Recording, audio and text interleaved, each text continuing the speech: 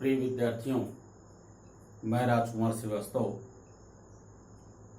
आपके इस commerce study portal पे आपका स्वागत करता हूं। लेखांकन पढ़ने के क्रम में आज हम देखेंगे लेखांकन के सिद्धांतों के बारे में, प्रिंसिपल ऑफ अकाउंटिंग। जब हम किसी चीज के प्रिंसिपल्स के बारे में पढ़ते हैं तो उसके प्रिंसिपल्स को पढ़ने के पहले हमें यह जानने की आवश्यकता है कि वास्तव में प्रिंसिपल होते क्या हैं, सिद्धांत क्या हैं। आपने पिछली कक्षाओं में कई सिद्धांतों को पढ़ा है और उम्मीद करते हैं कि आपको यह पता भी होगा कि वास्तव में सिद्धांत क्या हैं। लेकिन यदि आपके मन में थोड़ा सा भी डाउट है तो हम उस डाउट को, उस संदेह को यहां क्लियर कर देना चाहते हैं। इसलिए हम लेखा शास्त्र के सिद्धांत को बताने के पहले आपसे थोड़ी सी चर्चा इस चीज पे करेंगे कि सिद्धांत क्या होता है। क्योंकि जब तक आप बेस नहीं जानोगे, जब तक आप नींव को नहीं जानोगे, तब तक आप बिल्डिंग को नहीं बना पाओगे। इसलिए यह जानने की आवश्यकता है कि वास्तव में सिद्धांत क्या होते हैं। तो सिद्धांत का आशय ऐसे मूलभूत तथ्यों से है जिन्हें किसी शास्त्र के अध्ययन के रूप में सर्वत्र स्वीकार्यता प्राप्त हो। इतनी सी बात है कि सिद्धांत वह नियम हैं जिन्हें सर्वत्र हर जगह स्वीकार किया जाए। ऐसा अक्सर विज्ञान के सिद्धांतों में होता है। विज्ञान के सिद्धांत जो हैं वे मुख्य रूप से सिद्धांत के सारे नियमों का पालन करते हैं। मींस जैसे यदि पानी बनना है तो पानी का सूत्र आपने पढ़ा होगा H2O, मींस हाइड्रोजन के 2 अणु और ऑक्सीजन का 1 अणु मिलकर ऑक्सीजन बनाते हैं, जल बनाते हैं। तो अगर इसे कहीं भी इस रिएक्शन को कराया जाएगा, चाहे वो भारत में कराया जाए, चाहे वो इंग्लैंड में कराया जाए, चाहे वो ब्रिटेन में कराया जाए, जापान में कराया जाए, कहीं भी कराया जाए, तो वहां पे यह पानी बनाएगा। मींस यह सिद्धांत, यह नियम सर्वत्र मान लिया जाएगा। लेकिन चूंकि लेखा शास्त्र यद्यपि है एक शास्त्र, लेकिन इसके नियम विज्ञान के नियम जैसे नहीं है। इसीलिए लिखा गया है कि लेखा शास्त्र के भी कुछ मूलभूत सिद्धांत हैं, यद्यपि वे भौतिक विज्ञान की तरह, भौतिक विज्ञान मतलब जो भौतिकी विज्ञान है, रसायन विज्ञान है, जिन विज्ञान को आपने पढ़ रखा है, की तरह 100% सत्य नहीं होते, फिर भी इनका विकास जारी है। कहने का मतलब क्या है कि जो लेखा शास्त्र के सिद्धांत हैं इनका विकास अभी भी लगातार होता जा रहा है। लेकिन अभी तक के जो इनके सिद्धांत बने हैं वे सिद्धांत भौतिक विज्ञान की तरह सर्वत्र समान रूप से परिणाम देने वाले नहीं हैं। उसके पीछे एक कारण है। कारण यह है कि पहली चीज तो यह है कि जो लेखा शास्त्र के सिद्धांत हैं या जो लेखांकन के सिद्धांत हैं ये मानव निर्मित हैं, और मानव निर्मित हैं तो इसके पीछे कहीं ना कहीं कोई व्यवस्था जरूर होगी। उस व्यवस्था की अगर बात करें तो वहां पे एक बात आती है कि वास्तव में सिद्धांतों का निर्माण कैसे होता है। तो यदि निर्माण की बात करें तो सबसे पहले कि कोई समस्या जन्म लेती है। मींस अगर सिद्धांत के निर्माण की हम चर्चा करें तो सबसे पहले किसी समस्या का उद्भव होता है। मानव के जीवन में कोई समस्या आई, फिर उस समस्या पे वो चिंतन करने लगता है। मानव क्या करता है, उस समस्या को दूर करने के लिए उस पर क्या करता है, चिंतन करने लगता है, उस पर विचार करने लगता है, सोचने लगता है कि इस समस्या से कैसे निजात पाया जाए। सोचता है अपने दिमाग में, उसके दिमाग में फिर कुछ विचार आते हैं, उन विचार को वो थियरी के रूप में प्रस्तुत करता है। एक विचारधारा को एक थियरी के रूप में वो प्रस्तुत कर देता है, इसकी एक थ्योरी आ जाती है। फिर उस थियरी पे वो वर्क करता है। उसने समस्या को देखा, समस्या के निराकरण के लिए सोचा, सोचने के बाद कुछ विचार आया कि अगर हम यह कार्य करें तो हो सकता है कि हमारी यह समस्या दूर हो जाए, और उस समस्या को क्या करता है, वो क्रिया विधि में लाता है। समस्या को किस में लाता है, वो सारे नियम किस में लाता है, वो क्रिया विधि में लाता है। और जब वो नियम क्रिया विधि में आ जाता है तो वो फिर उसका परिणाम देखता है कि परिणाम इसका कैसा आ रहा है। अगर परिणाम सकारात्मक आता है, मीन्स उसकी समस्या हल हो गई, तो यह जो परिणाम आया, यह पूरी की पूरी थियरी, इसकी क्रिया विधि और ये परिणाम, ये क्या बन जाते हैं, सिद्धांत बन जाते हैं। ये क्या बन जाएंगे, आप अपने आप में सिद्धांत बन जाते हैं कि कोई समस्या होगी तो उस पर ये थियरी काम करेगी, इस थियरी पे इस क्रिया विधि को अपनाया जाएगा, फिर हमें ये परिणाम मिलेगा। लेकिन यहाँ पे एक बात और बताना चाहेंगे कि अगर आपको वांछित परिणाम नहीं मिला, तो अगर वांछित परिणाम नहीं मिला तो प्रक्रिया फिर से यहीं से चालू हो जाएगी, चिंतन से। यहाँ पे अगर परिणाम में वो फेल हुआ तो दोबारा फिर वो चिंतन करेगा, फिर एक नया विचार आएगा, फिर उस विचार को क्रिया विधि में लाएगा, फिर उसका कुछ पॉजिटिव निगेटिव रिजल्ट आएगा। तो ये प्रक्रिया लगातार गोल गोल घूमती रहती है तब तक, जब तक कि इसका कोई सही रिजल्ट नहीं मिल जाता। तो ये सिद्धांत बताता है कि किसी समस्या का ये कोई रिजल्ट है। अब उम्मीद करते हैं कि आपको सिद्धांत समझ में आ गया होगा। लेकिन अगर हम लेखा शास्त्र के सिद्धांत की बात करें, लेखांकन के सिद्धांत की बात करें, तो यहाँ पे भी मानव जीवन में धन के हिसाब किताब से संबंधित कुछ समस्याएं जन्म ली। उन समस्याओं को दूर करने के लिए मानव ने चिंतन किया। चिंतन करने के बाद कुछ रिजल्ट आए, कुछ विचार आया, उस विचार को उसने अप्लाई किया और अप्लाई करने के बाद उसकी समस्या सॉल्व हो गई। लेकिन यह वित्तीय क्षेत्र एक ऐसा क्षेत्र है जिस पर उस जैसी ही नित नई नई समस्याएं आती रहती हैं, क्योंकि यह विषय लगातार अपडेट होता रहता है।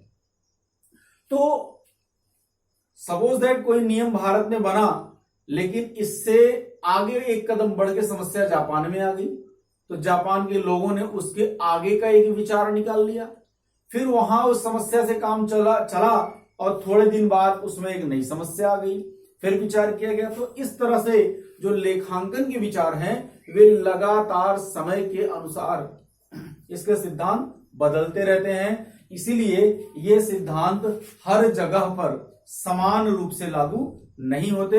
इसीलिए इसे कहा जाता है कि लेखांकन के जो सिद्धांत हैं वो सार्वभौमिक नहीं है। ठीक है, लेखा शास्त्र के सिद्धांत की बात करें, लेखा शास्त्र के सिद्धांत मानव निर्मित होने के कारण इसमें सार्वभौमिकता का अभाव है। मैंने भी बताया सार्वभौमिक में सार्वभौमिक, हर जगह ये सिद्धांत नहीं लागू होते हैं, इसलिए कहा गया सार्वभौमिकता का अभाव है। समय तथा परिस्थितियों के अनुरूप ये बदलते रहते हैं, इनको भी मैंने बता दिया। इसलिए एक ही कार्य के लिए अलग अलग स्थानों पर अलग अलग सिद्धांतों का प्रयोग किया जाता है। तो ये सिद्धांत है, लेखा शास्त्र के भी ये सिद्धांत हैं, क्योंकि किसी भी समस्या का निराकरण करते हैं, लेकिन ये सिद्धांत सार्वभौमिक नहीं है। उसके पीछे का कारण बता दिया गया कि भौतिक विज्ञान की तरह ये हमेशा हर जगह समान रूप से 100% रिजल्ट नहीं देते हैं। इनके जो सिद्धांत हैं लेखा शास्त्र के, उनमें कुछ मुख्य सिद्धांत हैं और इन मुख्य सिद्धांतों को हम बाद में जो और सिद्धांत आए उनका कुछ वर्गीकरण किया गया, कुछ आधार पे वर्गीकरण किया गया। तो उस वर्गीकरण को हम अगली वीडियो में देखेंगे, लेकिन इस वीडियो में हम सिर्फ यह देखते हैं कि इसके प्रमुख सिद्धांत कौन कौन से हैं। तो यहां पे आप एक लाइन बढ़ा लेंगे कि लेखा शास्त्र के प्रमुख सिद्धांत निम्न हैं ना। प्रमुख सिद्धांत, यहाँ पे प्रमुख शब्द आप लगाएंगे, प्रमुख सिद्धांत निम्न हैं। इनमें पहला सिद्धांत है आपका द्विपक्षीय सिद्धांत। इसको जानने की आवश्यकता है, नाम से यह स्पष्ट है, द्विधन पक्षीय। इसका मतलब इसमें दो पक्ष होते हैं। तो एक सामान्य सी बात है कि जब भी कोई लेन देन किया जाएगा तो उसमें दो पक्ष जरूर होंगे। एक व्यक्ति क्रय करने वाला होगा और दूसरा व्यक्ति विक्रय करने वाला होगा, या एक व्यक्ति देने वाला होगा, दूसरा व्यक्ति लेने वाला होगा। चाहे वो वस्तु का क्रय विक्रय किया जा रहा हो, चाहे वो धन का लेन देन किया जा रहा हो, चाहे वो सेवाओं का क्रय विक्रय किया जा रहा हो या लेन देन किया जा रहा हो। तो इस लेखा शास्त्र का जो पहला सिद्धांत है कि हमेशा किसी भी लेन देन के दो पक्ष होंगे और इन दोनों पक्षों में एक पक्ष को डेबिट किया जाएगा और दूसरे पक्ष को क्रेडिट किया जाएगा। देखिए ये दो डेबिट और क्रेडिट शब्द हैं, इसे आप यह मान के चलिए कि ये आपके लेखा शास्त्र के दो चिन्ह हैं। चिन्ह का मतलब क्या है? जैसे चिन्ह क्या करते हैं? किसी भी क्रिया को दर्शाते हैं। जैसे गणित में हमने पढ़ा है प्लस, माइनस, इंटू, डिवाइड का सिंबल ना, इस तरह से कुछ सिंबल्स होते हैं। ऐसे ही आप ये मान के चलें कि वास्तव में ये डेबिट और क्रेडिट, ये दोनों शब्द हमारे अकाउंटेंसी में सिंबल के रूप में काम करते हैं, किसी भी क्रिया को इंडिकेट करते हैं। तो यहाँ पे इंडिकेट करते हैं कि कौन सा व्यक्ति डेबिट होगा लेने देने वालों में और कौन सा व्यक्ति क्रेडिट होगा। इन्हीं दोनों में सारी हमारी क्रियाएं यहाँ पे संपादित होती हैं। इन पे हम विस्तृत चर्चा आगे करेंगे जब हम आपको वाणिज्य की शब्दावलियां पढ़ाएंगे, कि एक एक शब्द के बारे में आपको बताएंगे, तो वहां पे विस्तृत तरीके से चर्चा करेंगे। सिर्फ आप ये जानिए कि यहाँ पे कोई दो पक्ष होंगे, उन दोनों पक्षों में एक पक्ष को डेबिट करना पड़ेगा और दूसरे पक्ष को क्रेडिट करना पड़ेगा।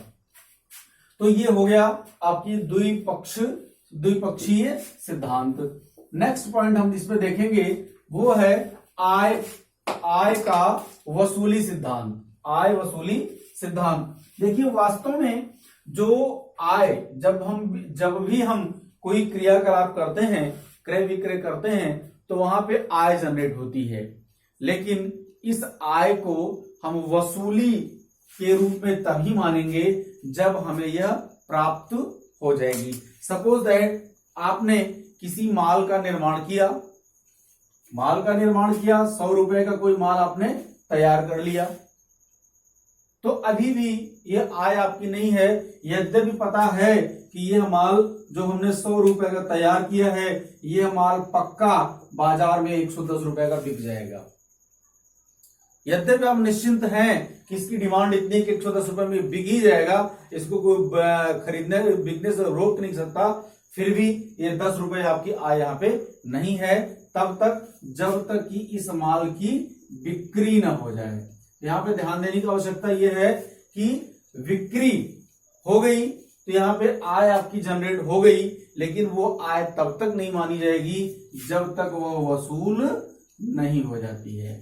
तो ये इंपॉर्टेंट है। वसूली अवधारणा बताती है आय की वसूली, और वसूली का सिद्धांत यह बताता है कि माल बन के बिक्री हो जाए तो वसूली तब मानी जाती है जब वो मिल जाए। सपोज दैट आपने जनवरी में माल बना लिया और आपने फरवरी में इसे बेच दिया, लेकिन जो इसका अमाउंट मिल रहा है 110 रुपया, वो मिल रहा है कब? मार्च में। अगर मार्च में मिल रहा है तो इसका मतलब ये वसूली का सिद्धांत, आय वसूली का सिद्धांत कब लागू होगा?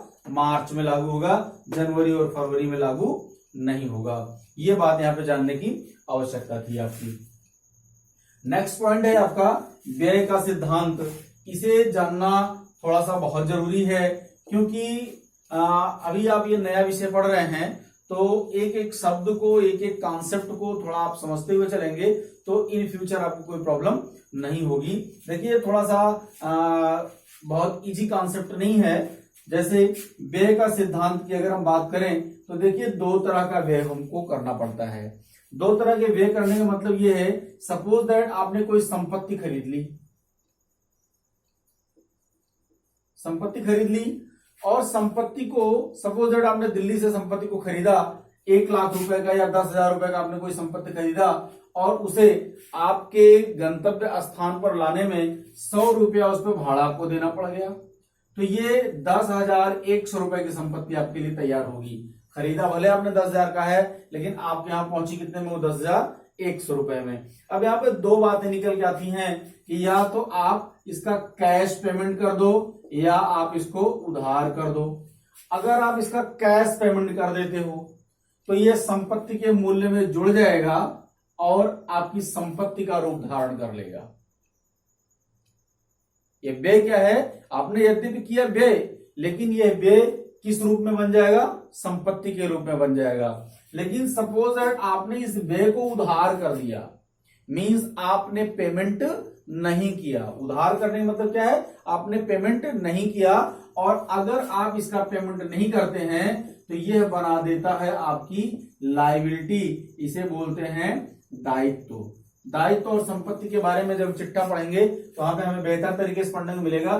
सिर्फ यह जानिए कि व्यय अगर नकद कर दिया जाएगा तो वो किसी संपत्ति का रूप धारण कर लेगा, लेकिन अगर व्यय को उधार कर दिया जाएगा तो वो किसका रूप धारण कर लेगा, दायित्व का रूप धारण कर लेगा। मींस अभी हमें उसे भुगतान करना है, ये हमारी रिस्पॉन्सिबिलिटी है कि हम उसे भुगतान करेंगे।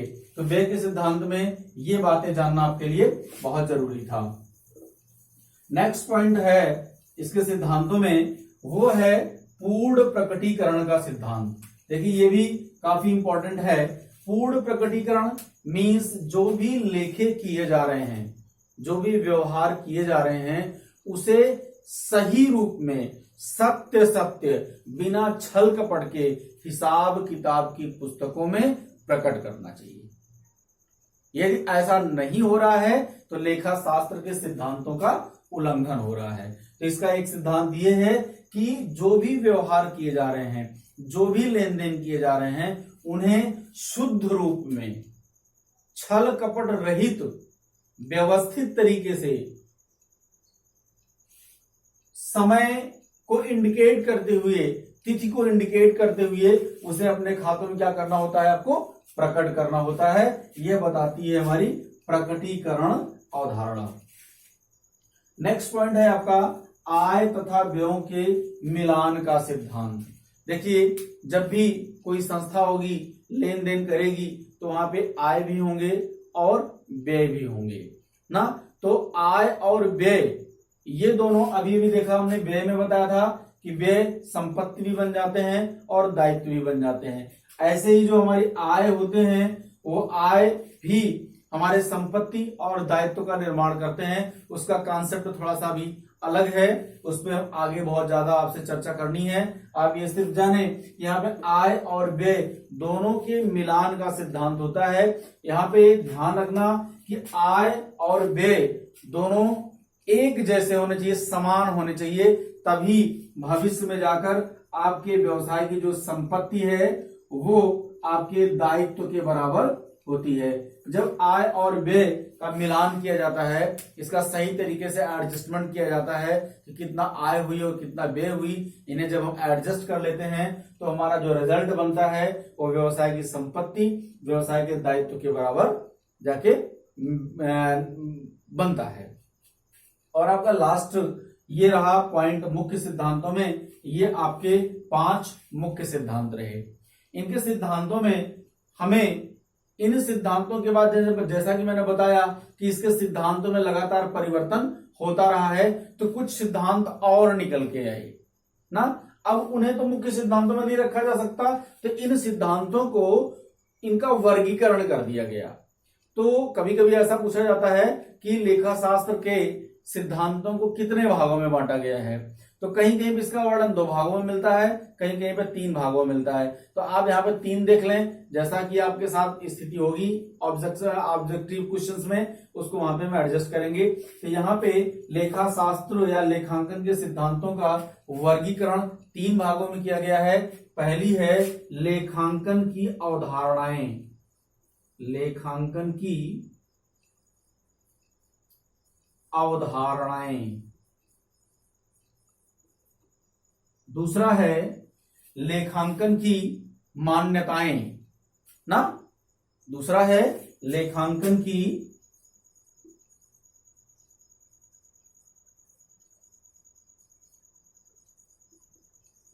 मान्यताएं, और तीसरा है लेखांकन की परंपराएं।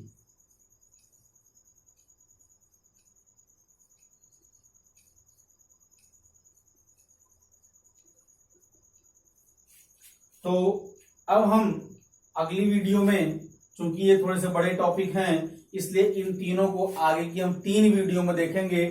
आगे की वीडियो में देखेंगे, एक में हम लेखांकन की अवधारणाएं क्या होती हैं, फिर मान्यताएं क्या होती हैं, और फिर परंपराएं क्या होती हैं। तो उम्मीद करते हैं कि लेखांकन के सिद्धांत और सिद्धांत के बारे में आपको जानकारी हो गई होगी। यदि आपको अभी भी कुछ कंफ्यूजन है, कुछ बातें समझ में नहीं आई हैं, तो आप वीडियो के कमेंट बॉक्स में लिखकर इसके उत्तर को पूछ सकते हैं, अपने भ्रम को दूर कर सकते हैं, या आप अपने ऑनलाइन स्टडी ग्रुप में चर्चा कर सकते हैं इस पर। धन्यवाद।